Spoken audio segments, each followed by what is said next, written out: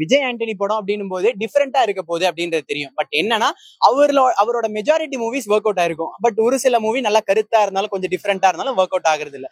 So இந்த படம் எப்படின்றதான் வந்து வெயிட் பண்ணிட்டு இருந்தேன். பட் இந்த படத்தோட இனிஷியல்லே வந்து நமக்கு பாத்தீங்கன்னா இந்த ட்ரெய்லர்ல படத்தோட ப்ரொமோஷன் அப்பெல்லாம் ரொம்ப பெரிய ஹைப்லாம் கிடையாது. ரொம்ப சிம்பிளா வந்து கொண்டு வந்தாங்க. படம் இப்படிதான் இருக்க போகுதுன்னு ஒரு 6 நிமிஷம் மட்டும் லீக் பண்ணாங்க. பட் இந்த படம் வந்து நீங்க விஷுவலா தியேட்டர்ல உட்காந்து பாத்தீங்க அப்படின்னா ஒரு தரமான ட்ரீட். ஏன்னா கொஞ்ச நாள் முன்னாடி 11 அப்படின்ற ஒரு படம் வந்துச்சு. அந்த 11 படம் பார்க்கும்போது ஸ்கிரீனே ஃபுல் கிளீனா இருந்தது. ஒரு 4-5 பேர் தான். அப்படி நான் பார்க்கும்போது அந்த படத்தை வந்து ரிவ்யூ எடுக்கிறது கூட ஆளுங்களே கிடையாது. பட் இன்னைக்கு ஓடிடில செலிப்ரேட் பண்றாங்க. இப்ப இனிஷியலா இந்த படத்துக்கும் கொஞ்சம் கம்மி ஆடியன்ஸ் தான் இருக்காங்க. பட் மறந்துடாம போய் பாருங்க. அதாவது இந்த படத்தை பத்தி சொல்லணும் அப்படின்னா ஒரு சூப்பர் நேச்சுரல் பிளஸ் ஒரு த்ரில்லர். இதை ப்ராப்பரா வந்து ஒரு இந்தியன் மூவி அதுவும் ஒரு தமிழ் மூவில ஈஸியா பிளெண்ட் பண்ணி அந்த ஸ்டோரி அந்த கான்செப்ட் எல்லாம் ப்ராப்பரா ஒர்க் பண்ணி அந்த ஸ்கிரீன் பிளேல வந்து நல்லா வந்து கொடுத்துருக்காங்க. நீங்க இந்த படத்தை வந்து இந்த த்ரில்லருக்காக அப்புறம் இந்த சூப்பர் நேச்சுரலுக்காக எல்லாம் பாப்பீங்க அப்படின்னா பாருங்க. சின்ன பசங்களுக்கு கூட பிடிக்கும். மார்கன் மூவி சூப்பரா இருக்குங்க. விஜய் ஆண்டனி சார் நல்ல ஒரு கம்பேக் கொடுத்திருக்காரு. நல்லா பண்ணிருக்காரு. ரேசிசம்ன்றத படத்துல காமிச்சிருக்காங்க. என்ன சொல்றது, கலர் அது ஜஸ்ட் கலர் தான். கலரா பாக்கணும். வெள்ளையா இருந்தானே கருப்பா இருந்தான்னு. இப்போ இந்த படம் பார்த்ததுல இருந்து வெள்ளையா இருக்கிறது ஆபத்து போல அந்த மாதிரி இருக்கு. மெசேஜ் இது complete mystery crime thriller movie sir. நல்லா இருக்கு படம். எல்லாருமே வந்து தியேட்டர்ல வந்து பார்க்கலாம். விறுவிறுப்பா போகுது. போரே அடிக்கல படம். எங்கேயுமே லேக் கிடையாது. அண்ட் சிக்னேச்சர் சாங் எதிர்பார்த்தோம், சாங் கிடைக்கல. விஜய் ஆண்டனி சாங் படம்னாலே ஒரு சிக்னேச்சர் சாங் இருக்கும். சாங் இல்ல, அது மட்டும் தான் மித்திங். மத்தபடி சூப்பரா இருக்கு படம், பார்க்கலாம். Actually Morgan movie Vijay Antony சாரோட இதுல வந்து வந்திருக்கு. உண்மையிலே ஃபர்ஸ்ட் நல்ல ஒரு மிஸ்டாலிக்கல் அண்ட் கிரைம் ஸ்டோரி பார்த்து ஒரு ஃபீல் கிடைச்சது. ஃபர்ஸ்ட் ஆஃப் கொஞ்சம் லேகா இருக்கிற மாதிரி தோணுச்சு எனக்கு. அதை கதை வந்து ஒரு இதுல டிராவல் ஆகுது. அதுல இருந்து வேற ஒரு பிளாஷ்பேக்னு ஒன்று கொண்டு போறாங்க. அதுக்கப்புறம் வேற ஒரு டிராவல் ஆகுது, வேற பிளாஷ்பேக் கொண்டு போறாங்க. அந்த மாதிரி அங்கங்க கொண்டு போயிட்டு திருப்பி கதையை டிராவல் பண்ணும்போது எனக்கு கொஞ்சம் லேகா தெரிஞ்ச மாதிரி இருந்தது. அது கம்மி பண்ணிருக்கலாமோ. ஏன்னா அந்த லவ் போர்ஷன்லாம் அந்த பையனுக்கு வந்து அதிகமா எனக்கு செட் ஆன மாதிரி ஒரு ஃபீல் கிடைக்கல. உங்களுக்கு வந்து ஒரு நல்ல ஒரு சைக்கோவா அவன் கொடுக்குற ரியாக்ஷன்ஸ் எல்லாமே நல்லா செட் ஆச்சு. ஆனா லவ் அண்ட் சென்டிமெண்டா அவன் ஒரு சில விஷயங்கள் பண்ணாலும் அந்த ஒரு விஷயங்கள் வந்து எனக்கு அவர்கிட்ட வந்து அதிகமா செட் ஆகாத மாதிரி ஒரு ஃபீலா இருந்துச்சு.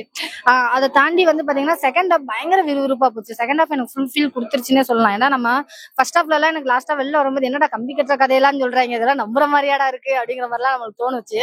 ஆனா செகண்ட் ஹாஃப்ல வந்து நம்மளே ஒரு செகண்ட் யோசிக்க வச்சிருச்சு. ஒருவேளை இந்த மாதிரி அமானுஷன் சக்தியெல்லாம் இருக்குமோ அப்படிங்கிற அளவுக்கு அது ஒரு படத்தோட பெரிய சக்சஸ் நினைக்கிறேன். சோ அந்த ஒரு விஷயமா இருக்கட்டும். கடைசி கிளைமேக்ஸ் கொடுத்த விதம் ரொம்ப நல்லா இருந்தது.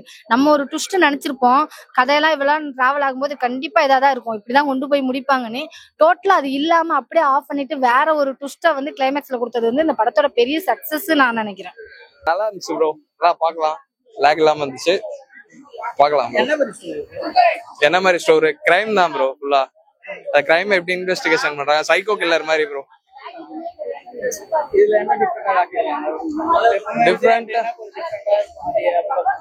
அப்படிலாம் விஜய் ஆண்டனி டிஃப்ரெண்டாலாம் இல்ல ப்ரோ. ஜஸ்ட் ஒரு போலீஸா இன்வெஸ்டிகேஷன் பண்றாரு, அவ்வளவுதான். வேற ஒன்னும் டிஃப்ரெண்டாலாம் ஒன்றும் இல்ல. நார்மல் ஸ்டோரி தான். என்ன ப்ரோ மியூசிக்லாம் நல்லா தான் ப்ரோ வந்து. மியூசிக்லாம் அவ்வளவு பெருசா இல்ல. கிரைம் படம்ன்றதுனால கம்மியா தான் இருந்தது. நல்லா இருந்துச்சு. லேக்லாம் இல்ல ப்ரோ. படம் லேக்லாம் இல்ல. எங்கேயுமே டைம் போனதெல்லாம் தெரியல. ஃபாஸ்டா தான் போச்சு படம். படம் மார்கன் ஒரு டீசன்ட் வாட்ச் மூவி. ஒரு சைக்கோ த்ரில்லர். எந்த படமுமே சரி த்ரில்லர் படத்துக்கு வந்து சைக்கோவா இருக்குன ரீசன் மட்டும் கரெக்டா சொல்லிட்டாங்கன்னா ஜெயிச்சிருவாங்க. உதாரணத்துக்கு ராட்சசன் எடுத்துக்கலாம். அவன் ஏன் சைக்கோவா மாறினாங்களோ ரீசன் பார்த்தீங்கன்னா பயங்கர ஸ்ட்ராங்கா இருக்கும். தமிழ் சினிமால ஒரு வித்தியாசமான முயற்சி. அது ஸ்ட்ராங்கா இருந்தனாலதான் வந்து பாத்தீங்கன்னா தமிழ் தாண்டி தமிழ் தெலுங்கு கன்னடா என்னென்ன லாங்குவேஜ் இருக்கோ அதெல்லாம் போட்டு பட்டை கிளச்சு. இதுல வந்து அந்த மாதிரி எதிர்பார்த்தோம், அந்த மாதிரி இல்லை. ஆனா டீசென்டான ஒரு என்ன சொல்றது ஒரு ரீசன் வச்சிருந்தாங்க. அதனாலதான் இந்த படம் வந்து சூப்பரான படம் அப்படின்னா சொல்ல முடியாது, காட்டு மொக்கன்னு சொல்ல முடியாது. ஒரு தடவை பார்க்கலாம் கண்டிப்பா. இது வந்து ஒரு டீசென்டான வாட்ச் மூவி. விஜய் ஆண்டனியை பொறுத்தவரை பாத்தீங்கன்னா தனுஷ் எப்படி நீக்ல வந்து அக்கா பையனை வச்சு ஒரு படம் பண்ணிடணும் அப்படின்னு முடிவு பண்ணாரோ, அதுல அவர் பண்ணும்போதே அக்கா பையனுக்காண்டி பண்றோம், இதுல நம்ம நடிக்க போறதில்லன்னு எழுதினாரு. இதுலயும் வந்து அக்கா பையனுக்காண்டி படம் நம்ம நடிக்க போறதில்லன்னு எழுதினாரு. அங்க வந்து பார்த்தா ஒரு இன்வெஸ்டிகேஷன் ஆஃபீஸர் ரோல் இருக்குது. அதுல வந்து அவர் என்ன பண்றாரு, இந்த ரோலை வேணா நான் பண்ணிக்கிறேன்னு சொல்லிட்டு பண்ணிருந்தது இந்த படம். விஜய் ஆண்டனி படமே கிடையாது. இந்த படம் ஃபுல் அண்ட் ஃபுல் வந்து அஜய் படம். ஒரு அருமையான படம் இதுதான்.